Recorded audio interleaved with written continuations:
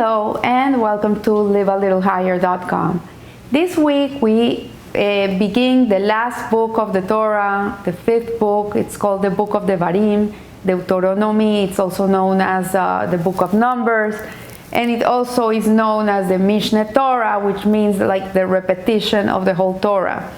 The difference between this book and the other four books is that the other four books were given to Moshe by Hashem, and it's all in third person, like, and God said to Moshe. In this book, it's in first person. It's Moses talking to the Jewish people. He's ready to pass away. He's gonna pass on, and he's working on leaving his legacy and giving the mandate to Yehoshua ben Nun, and he's preparing the people that are gonna deal with the people. So we see here that Moses reminds the congregation how difficult it had been for him to bear the responsibility alone, and to help him in this monumental task, he sought righteous men who are wise, perceptive, and known. So he accepted by each tribe, he took one of each tribe and he made them judges. So Moses continues to relate how he appointed these men, what was the prerequisite for them being chosen. However, the verse in the Torah states that they were men who are wise and known.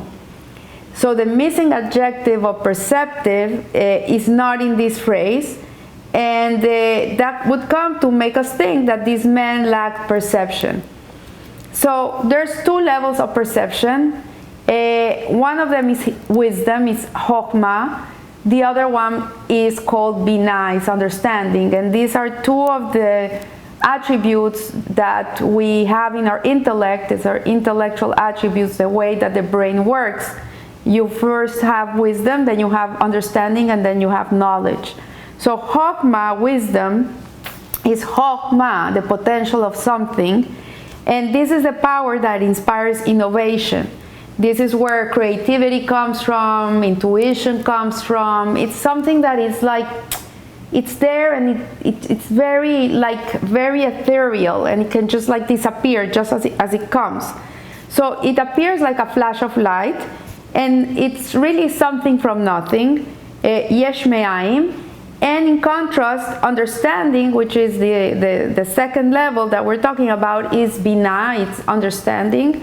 It is the power to be able to take this idea, this flash, this insight that comes into a person's mind, and be able to work around it and come to understand it, look at it from every angle, and bring it into reality. So Rashi interprets perception as understanding one thing from another. And this is where binah comes into work. It's where a person is able to come and perceive things as they are, as the potential of what they can become. So Hasidic teaching outlines two levels of understanding. The first is the power of deduction. A person studies a general rule, and he can deduce from there the details from this rule, and he can come to understand. And then in this case, the individual is inspired by others to develop their ideas and implement them in reality.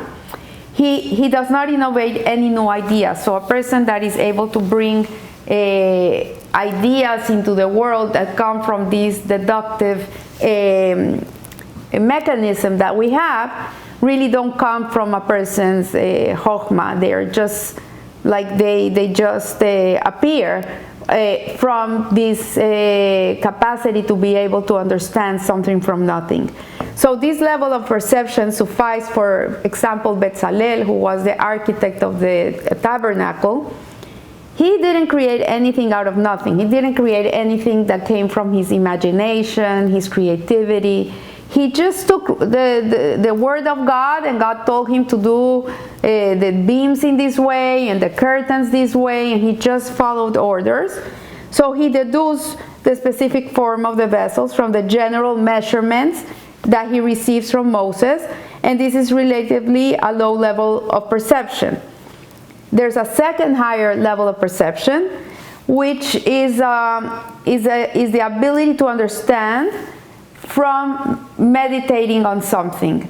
So if a person has the ability to sit down and meditate on the object of his study, the truly perceptive individual will be able to come with new ideas, innovation, something new. So here we see that Hasidut teaches us that this type of revelation is achieved by deeply contemplating the immanent light until one perceives the surrounding light. So there's the light that's within, and then there's light that's without. Like, for example, if I take this, there's a light that's inside, and then there's the surrounding light that hovers over the object. So he says that like the scientific eureka experience, by focused meditation on the raw material of the world, one suddenly reveals the divine vitality that is heartbeat of his existence. Like, for example, if a scientist, he's examining cells in a body of a person, like red blood cells, white blood cells. He has them under the microscope, and he's looking at them, and he's meditating on them and how they reproduce and what makes them sick. Then he can come to an understanding that there's something bigger than what his eye can see, that there's something bigger than himself. So this is also true if the object of our study is another person. By contemplating another individual with compassion, we suddenly come to a new realization about him or her. So for example, and this is really Torah. This is what the Torah teaches us to do, is that when we have like a confrontation with somebody is being nasty to us or something, instead of being reactive, we should like really tap into our mercy, into our compassion, and look at it from a different angle. Maybe this person is not informed, maybe this person comes from a house where they mistreated him, so he doesn't know better, so he mistreats other people. And you come to an understanding of another, like you can see things through the thing and not just what's in front of you. Today is Tuesday when I record these classes. Tonight is the Arizal's Yahrzeit.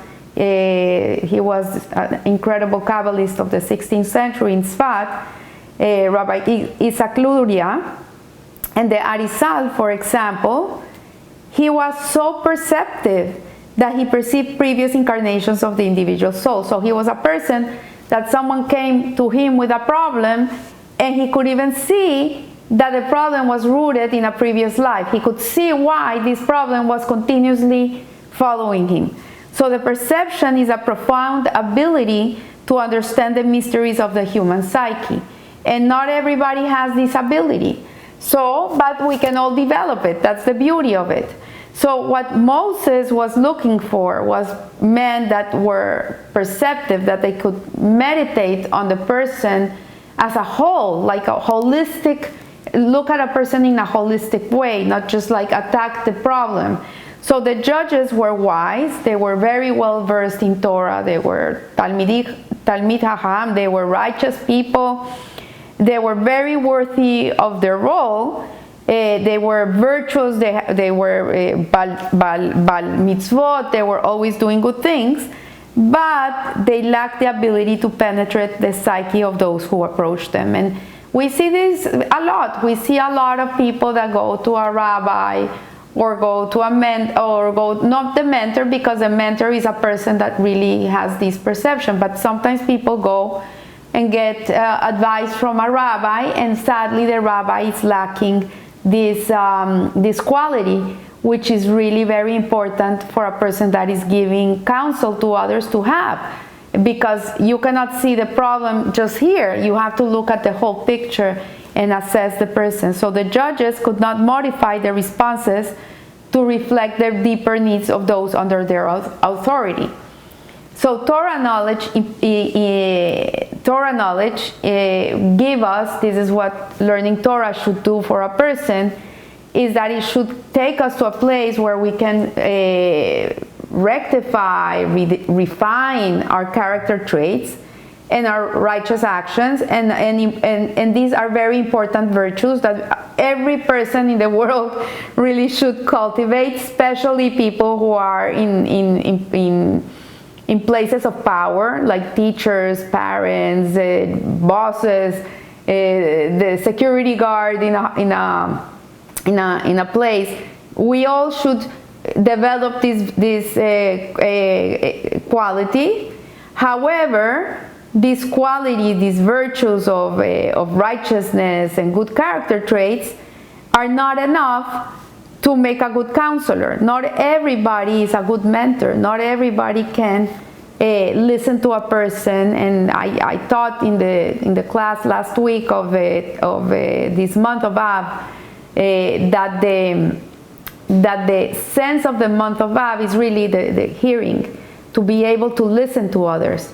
And hearing is not only to get noise in your ears, it's to really go and listen to what people are saying, because the way they talk says a lot about what's going on. So such a counselor can offer sound advice that is soothing and palatable to those troubled souls who seek the guidance. So a person that has this quality of perception, which is huge, especially with people that are in the field of helping other people, have the ability to really guide people, not how they think they should be guided, but in the best way that is for that person. So the judges were appointed even though they did not exhibit this quality, they did not have it.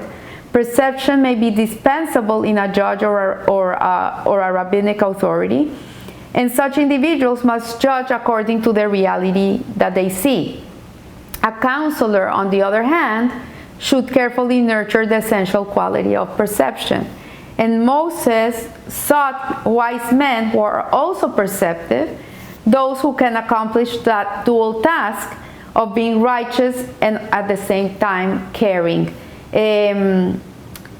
If I could say about one person that had these qualities, was the Rebbe Lubavitch. He was an extremely caring person, and he was able to see people through and through. And I remember once his wife was interviewed, and they asked her what was the biggest quality of her husband. And you would think, like such a tzaddik, she would have said, no, he's a big Torah learner, he's a Talmid Hacham, he has a good soul, he's a good person. No, what she said was, he's a caring human being, he's very caring. So the Pele Yoetz, which is a wondrous counselor, this is what it means, a Pele Yoetz, should be this ultimate judge, and the one that is going to come with everything, all that I'm saying, that he's going to be wise, and he's going to be kind, and he's going to be righteous, and he's going to have all this perception, is really Mashiach. So we're waiting for him. These are the qualities that he's going to have. He's going to be a Pele Yoetz, a wondrous counselor, and such a counselor senses the wonder that is infused in every Jewish soul, and offers extraordinary advice to individuals and to the entire Jewish people. So it's going to be a person that really understands the human psyche. And one manifestation of perceptive counseling is sensitive timing. This is something very important, because sometimes people give good advice. I don't say it's not good advice, it's incredible advice, but the timing is not the good timing, because that person is not ready to receive that. So the Mashiach is going to be someone that is going to be right on point. He's going to be able to tell that person exactly what he needs to hear in the moment that that person is. And so when a wise individual offers his or her advice, and this is good for all of us to learn, because sometimes we are in the place of a person that is giving advice, we should always keep in mind and think, is this person ready to receive this type of advice? Because if they're not ready, maybe we are harming them more than what we are doing good for them. So we see that Mashiach, which is the ultimate perceptive Individual is just waiting for the right moment to reveal himself in the world. So yes, people are asking, when is he coming? Where is he? Why is he not here? What's delaying him? And really the problem has been the timing. We're not in the time. It can be tomorrow, it could be tonight, it could be this afternoon, God willing, but it has to be in the right time. So I want to wish you a beautiful week, a blessed week. We're in the 9 days before Tisha B'Av. These are days of really of introspection, of looking within, of analyzing what is the world lacking, what can I give the world that it doesn't have, in my place of where I am, what is lacking in this place, and just be that person that brings that messianic spark to the place. You bring the kindness that the place is missing, you bring the joy that that place is missing, you bring a kind heart, a loving words, whatever that place is missing, be that person that fills that void. So remember, live a little higher. Thank you.